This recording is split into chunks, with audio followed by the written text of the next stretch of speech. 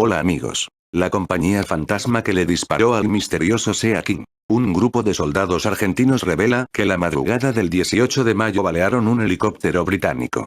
Creen que es el que cayó en Punta Arenas. La Task Force británica enviada a Malvinas tenía una enorme preocupación en mayo de 1982, cuando el conflicto se había convertido en guerra. Los ataques de la Fuerza Aérea Argentina y los misiles Exocet que lanzaban los pilotos de la Armada desde los aviones Superetendard. El 14 de mayo el almirante John Sandy Woodward ordenó una misión ultrasecreta. 3 buques de la flota inglesa, el portaaviones Hermes y las fragatas Glamorgan y Broadsword se acercaron a la isla Pebble, al norte de la Gran Malvina y enviaron a 3 helicópteros Sea King con 45 hombres de la SAS, Special Air Service. El resultado de la incursión de ese grupo operativo selecto de los británicos, fue la destrucción de 6 aviones argentinos Pucará, 4 Mentors y un Escribán, más el combustible y las municiones almacenadas en las cercanías. Esto es lo que revela el historiador británico Sir Lawrence Freedman en su obra The Official History of the Falklands Campaign.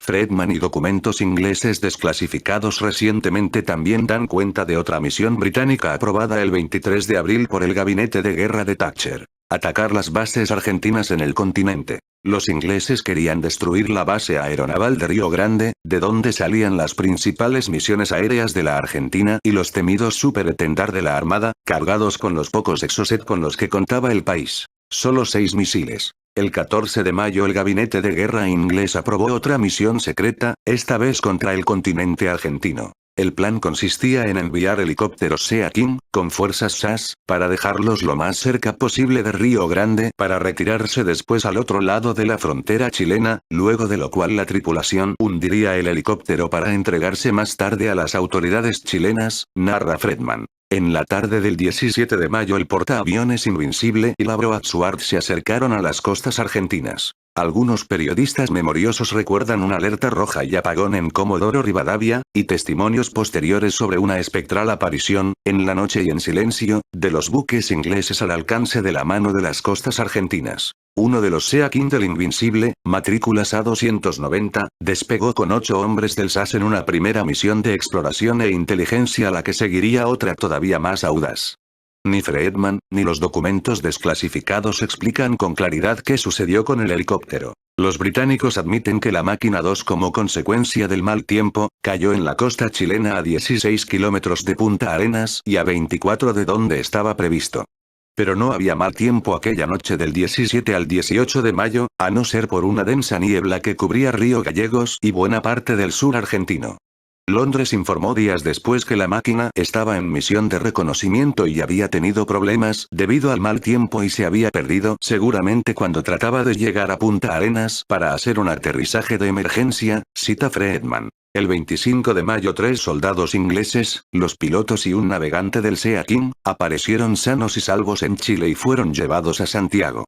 Del grupo SAS, nada se sabe. Pero 25 años después, la historia tomó un giro imprevisto. 7 ex soldados del Regimiento de Infantería 24 de Río Gallegos, contaron una experiencia. Fue vivida por parte de 36 soldados de ese regimiento, todos de la clase 1963, que, por sus condiciones, habían sido destacados por el ejército como aspirantes a oficial de reserva, y destinados a la compañía C de esa unidad, una compañía que no existía entonces, y no existe hoy en los papeles oficiales. Es una compañía fantasma. Lo que narran, con el rigor de lo vivido que Freedman envidiaría, es que en la madrugada del 18 de mayo de 1982 sintieron zumbar sobre sus cabezas una aeronave, que era un helicóptero, que no era argentino y que fue baleado por uno de ellos, en medio de la niebla. Al día siguiente supieron que una máquina británica había caído en Punta Arenas. Y aún hoy, tienen la certeza que se trataba del SA-290. Carlos Vivas, Germán Leeuwarden, Andrés Rebord, Daniel Jiménez, Walter Pixin, Roberto Sesti y Horacio Yegro. Algunos de ellos volvían a verse después de un cuarto de siglo.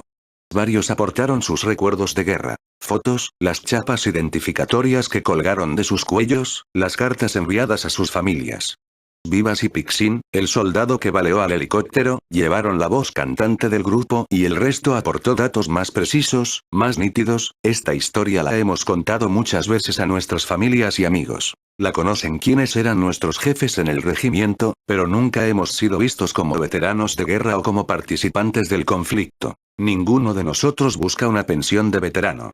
Pero esto que vivimos, lo vivimos. La fantasmal compañía C del Remake 24 estuvo a punto de ser destinada a Malvinas, pero finalmente fue a custodiar una precaria pista de aterrizaje, en medio de la nada, en un campo del sur de Gallegos. Allí estuvimos 5 o 6 días, en aquello que parecía un aeroclub. Después nos reemplazaron y fuimos a un viejo casco de estancia en Punta Loyola. Punta Loyola está a 38 kilómetros de Río Gallegos, donde la ría se vuelca al mar y donde se alza el puerto Presidente Guía, el puerto de aguas profundas de Gallegos. Ese fue nuestro lugar hasta el final de la guerra. Cavamos los pozos de Zorro, en un terreno que era piedra pura, y nos quedamos 2 meses allí, congelados como las aguas de un lago cercano. Nos decían que íbamos ganando, pero nosotros escuchábamos las radios chilenas que decían que los argentinos eran unos mentirosos. La noche del 17 al 18 de mayo, tal vez ya eran las primeras horas del 18, tuvimos una alerta roja. Ya había habido algunas, sobre todo cuando encontraron algunos botes de goma en la costa. Supimos que no era un helicóptero argentino por un par de cosas. Primero, cuando venía un helicóptero argentino te avisaban, para que no le tiráramos. Segundo, este no hacía el ruido de un helicóptero argentino. Era más bien un zumbido. Y venía del mar, y muy bajo, como de aquí al techo, sentías el viento. Tixin es quien cuenta ahora, había una niebla muy espesa. Pero el ruido nos llegó del mar y, según mi posición, desde la izquierda. Lo único que veías era una lucecita roja, intermitente. El helicóptero iba y venía, como si estuviera perdido o buscara algo. Yo lo seguí como 2000 metros por un terreno totalmente irregular, hasta que decidí tirarle. Le vació un cargador y moneditas. Pegarle, no te puedo asegurar que le pegué. Pero tirarle, le tiré. Enseguida volví corriendo en zigzag a mi posición, con la idea de que iban a pegar la vuelta y a liquidarme. Nos cagaron a pedos. Un capitán de apellido Ingar, se enojó muchísimo porque pensaba que era un helicóptero argentino. Pero los argentinos llegaban de día. Igual nos decía ustedes tienen orden de disparar solo si les disparan primero y yo le decía. Bueno, él me disparó primero y yo se la devolví. Nos querían estaquear a todos. Al otro día nos enteramos que un Sea King había caído en Punta Arenas. A los 12 soldados que estábamos de guardia, no nos quedaron dudas. Era el helicóptero que nos había sobrevolado. A partir de ese momento, la compañía fantasma del Remake 24 vivió en estado de alerta permanente. Sus oficiales, pensaban, y acaso con razón, que un comando inglés podía haberse infiltrado en territorio argentino. A los pocos días, recuerda Vivas, fui a buscar la comida y, desde un cerro cercano, como a 200 metros, empezaron a dispararme. Eran cerca de las 9 de la noche y hubo un tiroteo bastante intenso. Formaron entonces 2 grupos, uno con un Unimog salió a rodear a los que disparaban, y yo fui con otros 3 soldados, un sargento y un subteniente a pie hacia donde nos disparaban. Nos empezaron a disparar otra vez, a mí me temblaban las manos y las piernas, no hubiera podido darle ni a un barco. Y el subteniente que iba con nosotros, con 6 granadas, me decía, mira Vivas, yo nací para esto. Como también les disparaban a los atacantes desde la trinchera, nosotros quedamos entre 2 fuegos. Así que nos tiramos al piso y esperamos. Todo habrá durado unos 20 minutos, separados en 2 tandas. Nunca supimos quiénes nos disparaban. Al final de la guerra la compañía C del Remake 24 fue disuelta. No hay registros de su existencia en el regimiento.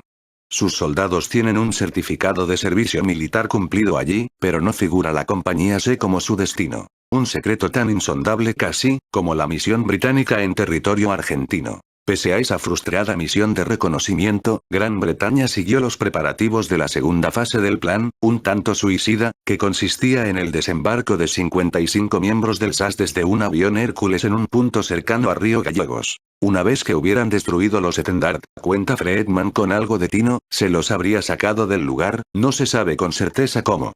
Los 3 ocupantes del Sea King inglés, los tenientes Richard Hutchings y Alan Bennett y el tripulante Peter Imrie, fueron rescatados por un exmiembro de la Fuerza Aérea Chilena, Jorge Freigan, que según la prensa de ese país, habría cumplido misiones de espionaje en beneficio británico.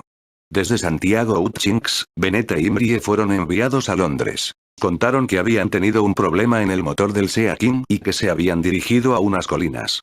Y que habían destruido el helicóptero porque no sabían con certeza si estaban en Argentina o en Chile. Nunca explicaron, ni les fue preguntado, el destino de los 8 miembros del SAS que viajaban con ellos.